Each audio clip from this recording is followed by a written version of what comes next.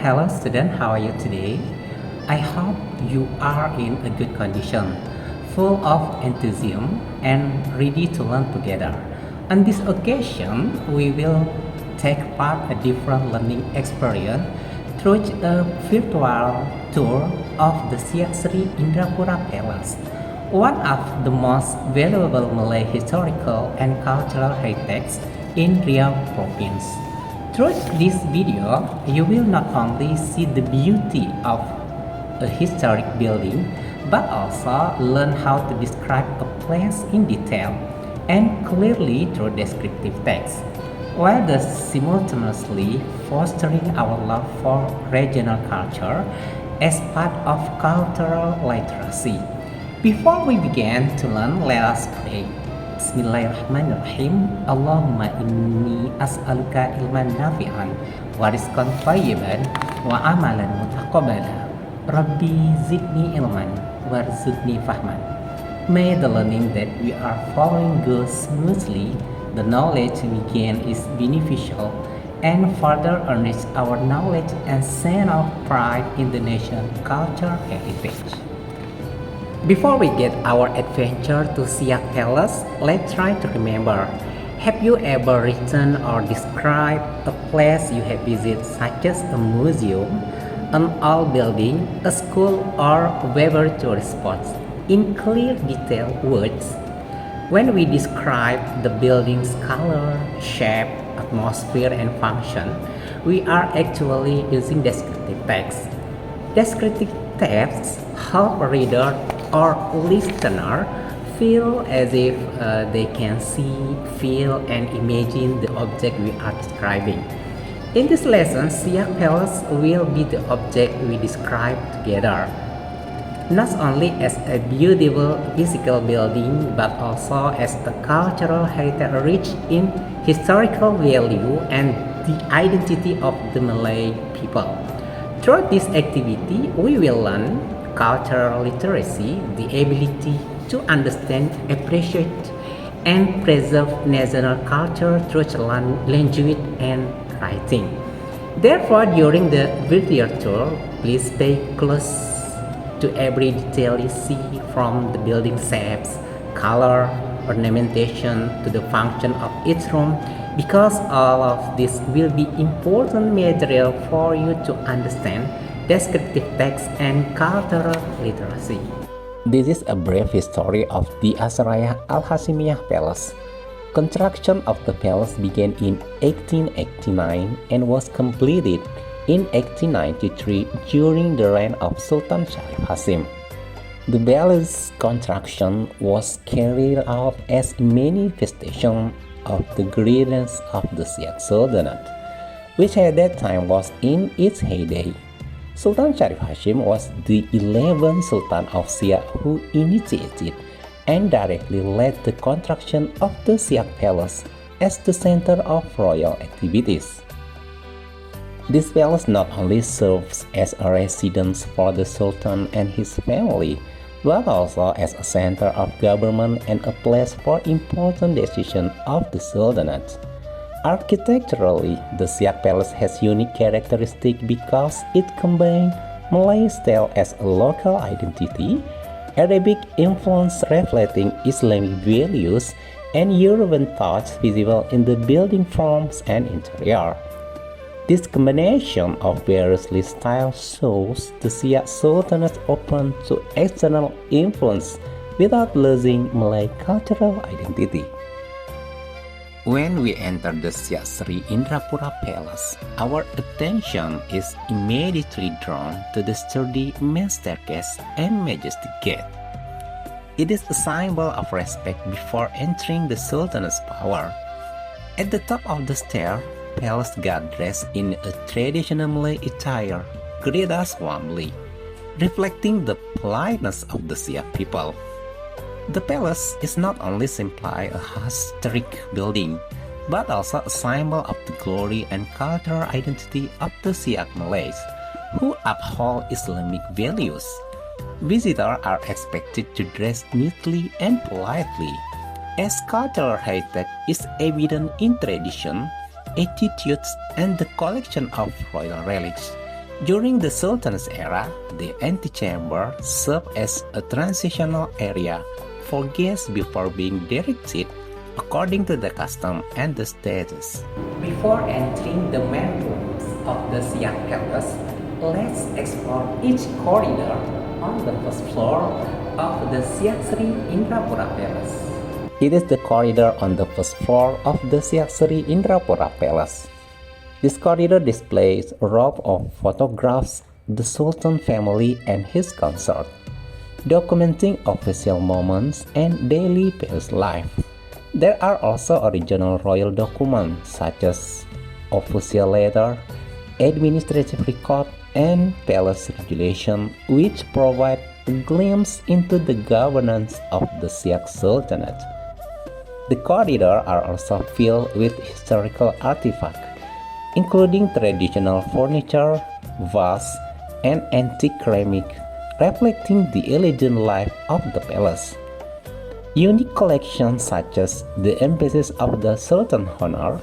In certain sections, visitors will find a blunt cannon, a symbol of power and authority, reminding the palace that also served as a royal defense fortress. Let's look at the room on the first floor of Siak Palace. This room is the royal courtroom where the Sultan received important guests and held discussion with royal officials. Its location on the ground floor indicates that this room was intended for government activities and official meetings, making it easily accessible without having to enter the Sultan's private area on the upper floor. When the palace was no longer used as a center of power and converted into a museum, this room was remodeled with the addition of statues of the Sultan and his guard as a visual illustration of the royal atmosphere. For the reason, this room is now known as the Diorama Room, an educational exhibition space that helps visitors understand the role and function of palace space in the past. During the Sultan, we will enter the main guest room of honor located on the first floor of the Siak Palace. During the Sultanate reign, this room held a crucial function, used exclusively for receiving distinguished male guests such as royal officials, nobles, and official envoys from abroad. The room design reflects high Malay values of honor and etiquette. The chairs are arranged symmetrically, demonstrating social hierarchy and respect for guests. Historically, this is the place where diplomacy, respect, and royal policy began. This room has been a silent witness to many important meetings that shaped the history of the Siak Sultanate. Let's continue our journey to magnificent room, the women's guest room known as the Crystal Room. This room is located next to the main guest room and was used to receive female nobles and guests of honor. The name Crystal Room comes from the large crystal chandelier that emphasizes elegance and luxury. Inside there are European-style chairs and sofas, carved table, and large mirror that add to the lighting. There is also a crystal mirror that the empress used to adjust her clothes before receiving guests. The room is also decorated with vases and fine ceramic from China, symbol of the trade relation and prosperity of the Siak Sultanate. All the furniture is neatly arranged, creating an elegant atmosphere reminiscent of the royal era. Within the magnificent Sri Indrapura Palace lies an important room known as the Payung Room. This room is not simply a place to store ordinary umbrella. It has symbol of the greatness and sovereignty of the Siak Sultanate. The umbrella in this room are royal umbrella. In Malay tradition, umbrella symbolizes honor, protection, and power. The higher a person rank, the more special the umbrella used. The Payung Room function is to store the Sultanate official ceremonial paraphernalia. The ceremonial umbrella are typically used during the coronation of the Sultan, welcoming distinguished guests and traditional royal procession. Furthermore, this room also demonstrates the orderly social structure and governance of the Shia Sultanate. The gramophone room or comet room faced the guest room of honor and served as the royal banquet hall. During the Shia Sultanate, this room was used for official banquet, celebration, and palace entertainment. Its main attraction is the comet musical instrument, a rare and luxurious large mechanical music player capable of playing music automatically without being played directly. Interestingly, there are only two comets in the world, one in the Shia Palace and one in Berlin, Germany, signifying Shia's close tie with Europe. Today, the Comet Room is preserved as a historical exhibition showcasing the opulent entertainment and sophisticated technology of the palace. The next room, the room near the spiral staircase of Shia Palace, once served as a waiting room for guests of the Sultanate. Here, guests await the instruction before ascending to the upper floors or entering certain rooms. Its strategic location allows guards to control access to private areas. One of the most interesting items is a large iron safe, a royal relic. The iron safe has never been opened, so its contents remain a mystery. Its presence adds historical value and appeal to the room, while also emphasizing the importance of securing documents and valuables. Today, this room is maintained as a museum, a vital link between the first and second floors. We will continue to the second floor of the palace. Before reaching the second floor of Shia Palace, visitors must pass a spiral staircase consisting of 36 steps. This staircase is made of iron with a wooden handrail, and interestingly, it was made without welding but rather assembled using precision joining techniques. This spiral staircase is a European product specially imported during the Shia Sultanate era. Besides serving as a connection between the first and second floor, this staircase also demonstrates the technological advancements and luxurious architecture of the palace at the time. Today, the spiral staircase remains in use and is one of the most iconic features of Shia Palace. On the second floor of the Shia Sri Indrapura Palace, visitors enter a transitional space before advancing to the main rooms. This space houses bespoke candles, the primary source of lighting during the royal era due to their stable and long-lasting flame. On the other side is a granseng, a large copper or brass vessel used to cook large quantities of rice for the Sultan family and guests. The granseng demonstrates the workings of a traditional royal kitchen before modern technology, while also highlighting the prosperity and scale of palace banquet. This transitional space bears witness to the daily life of the royal courts and symbolizes the culinary culture of the past. The floor of the Shia Sri Indrapura Palace functions as a museum displaying a valuable collection of relics from the Shia Sultanate. Consisting of several rooms, this floor serves as a resting place for the king, his family, and palace guests. Currently, some rooms display traditional weapons such as keris, swords, and spears.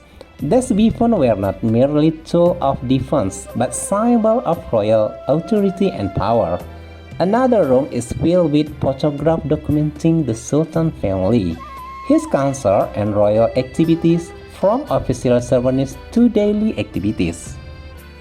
These photographs serve as a visual archive that help visitors understand the palace's social and cultural structure. In addition, several rooms house antique furnishings such as tables, chairs, and wooden cupboards once used by the Sultan family. This collection showcases the royal lifestyle while emphasizing the aesthetic and functional value of the space. The room's layout tend to be simple, emphasizing their role as internal and semi-official space, where valuables are stored and the activities of the Sultan family are maintained.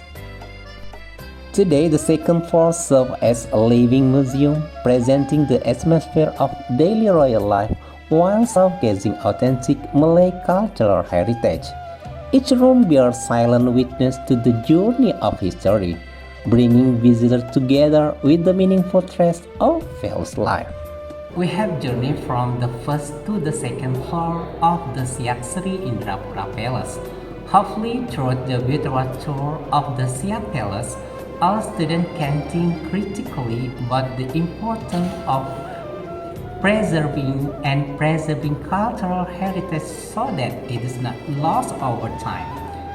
This palace also reflects the sense of unity and pride the Malay people, as it is still cared for and maintained as a shared identity. Each artifact on display teaches the value of respect for tradition and religion, while emphasizing that preserving cultural and national identity is the responsibility of present and future generations. Let us this experience as inspiration to continue to love, care for, and preserve our nation's cultural heritage. With a spirit of togetherness, we can maintain our identity and strengthen our pride in Malay culture. Thank you for being with us on this journey. After exploring the rooms in the Siak Palace, it's hoped that all students can understand and even write in their own words about the Siak Palace or Asraya Al-Hasimiyah. If there is material that students don't understand, please open the virtual tour link towards the video or search from various other sources. Students can also ask the teacher directly. Thank you for your attention. Siak is the truly Malay. Malay will not disappear from the earth. Subhanakallahumma wa bihamdika. Ashhadu an la ilaha illa anta. Astaghfiruka wa atubu ilaik. Wassalamualaikum warahmatullahi wabarakatuh.